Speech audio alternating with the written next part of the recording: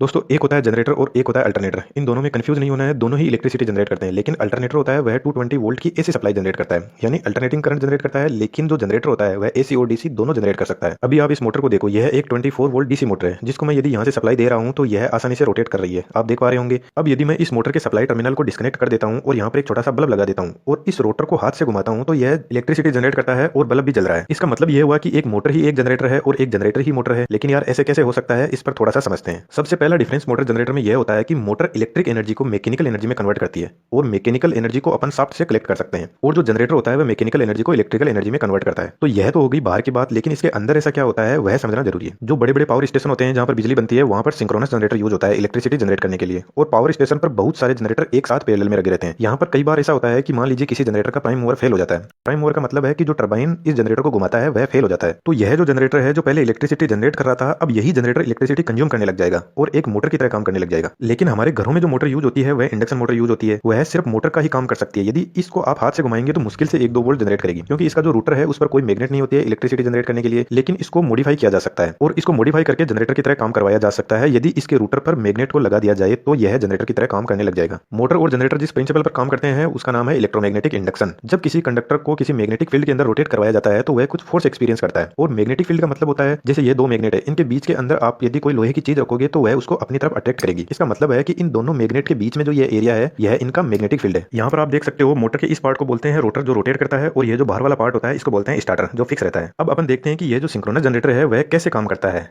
और इस synchronous generator को समझेंगे अपन इस डीसी मोटर की हेल्प से। जो मेरे पास में है मैंने इसको ओपन कर लिया है। तो जनरेटर के केस में सबसे पहली चीज क्या होती है कि जो हमें पावर सप्लाई मिलती है, जो अपने को मैकेनिकल सप्लाई मिलती है, वो यहाँ इस रूटर के थ्रू मिलती है। तो रूटर के ऊपर कनेक्टेड रहता है टरबाइन, और जब टरबाइन घूमता है तो ये रूटर भी घूमने लग जाता है। तो अभी ये जो रूटर देख रहे हो यह है एक सिलेंड्रिकल शेप में, और जो सिंक्रोनस जनरेटर का जो रूटर होता है वो भी सिलेंड्रिकल शेप में ही होता है। तो मैं क्या करता हूँ, इस रूटर को थोड़ा मॉडिफाई कर देता हूँ। ये आप साइड में एक पिक देख रहे हो उसके अकॉर्डिंग। तो मैं मॉडिफाई किस टाइप से करूंगा, इसको इसमें 4 पोल लगा दूंगा, 2 इस साइड में लगा दूंगा और 2 इस साइड में पोल लगा दूंगा। और पोल क्या हुआ, एक तरीके से मैग्नेट होती है, और उस मैग्नेट पे मैं वाइंडिंग कर दूंगा इस टाइप की। तो जो वाइंडिंग होगी उस वाइंडिंग को बोलेंगे अपन फील्ड वाइंडिंग। यहाँ पर आप ये डिवाइस देख रहे हो इसको बोलते हैं कम्यूटेटर। इस कम्यूटेटर को मैं यहाँ से हटा दूंगा और कम्यूटेटर की जगह लगा दूंगा स्लिप रिंग, और स्लिप रिंग के थ्रू जो ये मैंने फील्ड वाइंडिंग बताई इसको मैं दूंगा डीसी सप्लाई। तो फील्ड वाइंडिंग में क्या होगा, फील्ड जनरेट होगा। अभी आप इस रूटर की आप कोयल देखो, कोयल की देखो एक साइड देखो, ये कोयल इस साइड में है और वह घूमते घूमते इधर से आते हुए यहाँ पर आ जाती है। तो जो मतलब ये है कि जो इसका एंगल होगा वो 180 डिग्री का होगा, यानी कोयल की जो एक साइड होगी वो नॉर्थ साइड में रहेगी और कोयल की जो दूसरी साइड रहेगी वो साउथ साइड में रहेगी। अभी अपन इसी चीज को समझते हैं इसी थोड़ा इस डायग्राम की हेल्प से। इस डायग्राम में आप देख रहे हो इधर है नॉर्थ पोल, इधर है साउथ पोल, और जो हमारी फ्लक्स लाइनें हैं वो नॉर्थ पोल से साउथ पोल की तरह इस तरीके से फ्लो करती है। तो यहाँ पर आप देख रहे हो ये जो रूटर है, ये मान लो मैंने इसकी मार्किंग इस पे भी कर रखी है और इस पे भी कर रखी है। तो यह रूटर जैसे 1 नंबर पे है,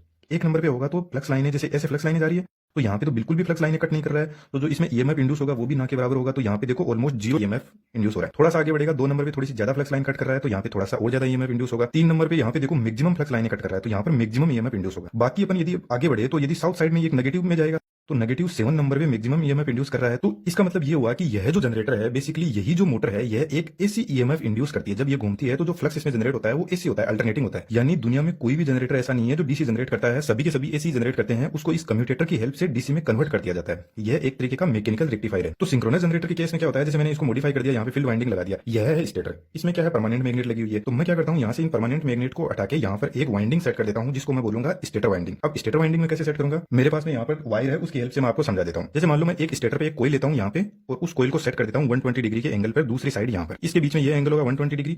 दूसरी मैं कोयल लूंगा उसको 120 डिग्री पे यहाँ पर रखूंगा और इसके पास में रखूंगा, और यहाँ पर उसका एंगल एक 120 डिग्री और रख दूंगा। तीसरी एक कोयल लूंगा उसको इससे 120 डिग्री रख के ऐसे 3 कोयले मैं स्टार्टर पे सेट कर दूंगा और एक वाइंडिंग बना दूंगा। जब मैं ऐसे 3 कोयले स्टार्टर पे सेट कर दूंगा तो वो हो जाएगी स्टेटर वाइंडिंग। तो होगा क्या, अब जैसे सबसे पहले यह रूटर रोटेट करना शुरू होगा। एक चीज मैं यहाँ पर बता देता हूँ आपको, यह जो स्टेटर होता है और ये रूटर, इसके बीच में स्मॉल सा एयर गैप होता है। क्योंकि एयर गैप इसलिए होता है क्योंकि यह एक मैकेनिकल डिवाइस है और यह स्टेटर को टच होगा तो हीटिंग होगी और हीटिंग से यहाँ पर ब्लास्ट भी हो सकता है। तो यहाँ पर अब सबसे पहले जब ये रूटर रोटेट करना शुरू करेगा ऐसे, तो इसमें रोटेटिंग मैग्नेटिक फील्ड प्रोड्यूस होगा। ठीक है, रोटेटिंग मैग्नेटिक फील्ड प्रोड्यूस होगा तो यहाँ पर इसमें फ्लक्स जनरेट होगा। फ्लक्स जनरेट होगा तो क्या होगा, यह फ्लक्स कट करेगा, यह जो मैंने 120 डिग्री की आपको वाइंडिंग बताई थी स्टेटर, इसको कट करेगा। तो जब इसको कट करेगा तो इसमें भी फ्लक्स जनरेट होगा, और फ्लक्स मैंने भी बताया था ये जो था ये अल्टरनेटिंग था, तो यहाँ पर भी अल्टरनेटिंग स्टेटर वाइंडिंग में फ्लक्स जनरेट होगा। तो फ्लक्स जनरेट होगा तो ईएमएफ जनरेट होगा, और जो स्टेटर है उससे अपन आउटपुट कलेक्ट कर लेंगे यहाँ से इसके टर्मिनल से, क्योंकि स्टेटर अपना फिक्स रहता है तो आउटपुट कलेक्ट करना आसान होता है। तो फाइनली क्या हुआ, जो स्टेटर है स्टेटर से अपन 3 फेज सप्लाई कलेक्ट कर लेंगे, अपने को मिल जाएगी और ये अपन अपने घरों में दे देंगे। अब मोटर के केस में क्या होता है, इसका जस्ट थोड़ा सा ऑपोजिट होता है।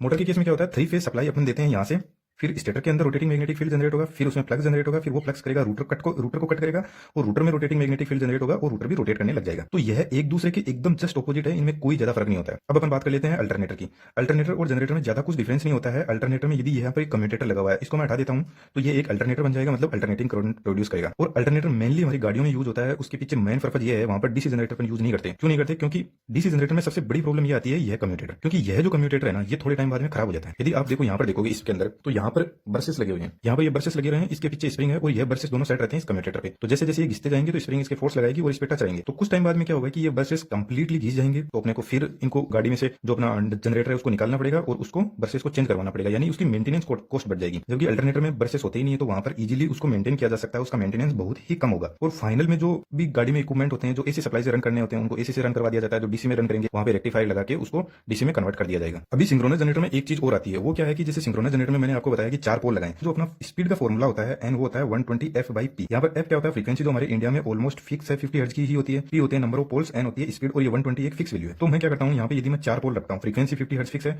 तो मेरे को जो यहाँ से स्पीड मिलेगी वो 1500 आरपीएम मिलेगी। ठीक है, अभी मैं क्या करता हूँ, यहाँ पे यदि नंबर ऑफ पोल को बढ़ा देता हूँ तो स्पीड क्या हो जाएगी? कम हो जाएगी। तो जो विंड जनरेटर होते हैं उनमें क्या होता है, वो धीरे इसलिए घूमते हैं क्योंकि उनमें जो स्पीड है ना उसको कम कर दिया जाता है पोल्स की वैल्यू को बढ़ाकर। और जब पोल को अपन बढ़ा देंगे तो अपनी फ्रीक्वेंसी में जो आउटपुट मिलेगा वो 50 हर्ट्ज ही मिलेगा अपने को। तो मेन फंडा ये होता है कि अपने को फ्रीक्वेंसी को मेंटेन करना होता है।